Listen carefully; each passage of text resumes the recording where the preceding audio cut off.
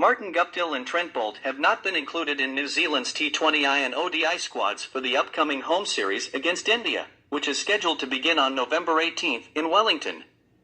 Dashing opener Finn Allen breaks in both squads, while fast bowler Adam Milne returns to the ODI squad. Head coach Gary Stead has said that the door is certainly not closed to Boult and Guptill, with a lot of international cricket ahead. Boult had opted out of the NZC Central contract, although he recently stated his ambition of playing in next year's ODI World Cup.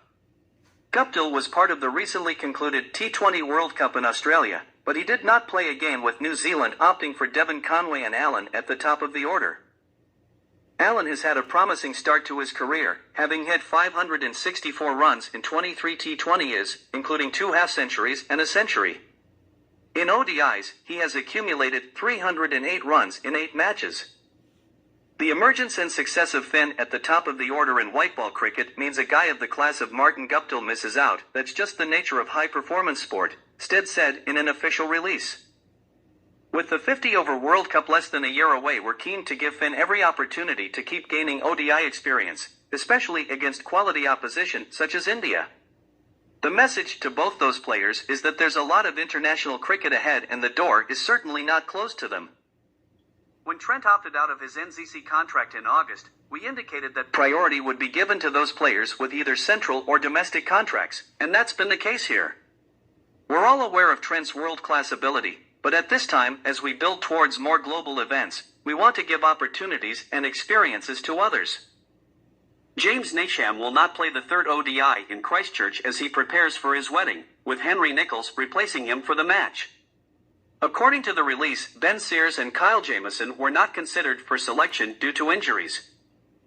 New Zealand Pace Department now has Tim Southee, Matt Henry, ODIs only, Lockie Ferguson, Blair Tickner and Milne.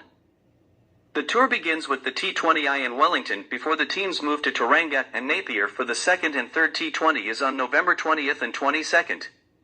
The ODI leg commences on November 25th in Auckland, with the second match in Hamilton on November 27th and the final in Christchurch on November 30th. The question of Kane Williamson's future as a T20 player, particularly as an international T20 player, has assumed greater significance since New Zealand's exit at the semi-final stage of the T20 World Cup. His role as a top-order anchor has come under question, as has the issue of whether he can continue to captain New Zealand in all 3 formats at the age of 32, and when the packed cricket calendar is prompting others. However, he wants to continue playing all 3 formats, while acknowledging that the amount of cricket in the calendar is a challenge he'll need to manage as he goes along. Yeah, I love all the formats, for different reasons, and in fact playing the 3 and changing between them is a challenge that is enjoyable, he told in an interview. But having said that, there is a balance to strike in terms of just general volume of cricket, and that's important. Everybody is a little bit challenged by that, certainly some of the players that may have done it for a long time, and you're always looking to be clear with that direction, to stay fresh and focused on what is most important with your involvement in any team. Yeah, always looking to monitor that space as well as you can. Boult has opted out of a NZC Central contract. Boult's longtime new ball partner Tim Southee is 33, and may not have too many years left in international cricket either. These two and Williamson are part of New Zealand's golden generation. They've reached 5 global finals across the 3 formats since 2015, and are the current World Test Championship mace holder.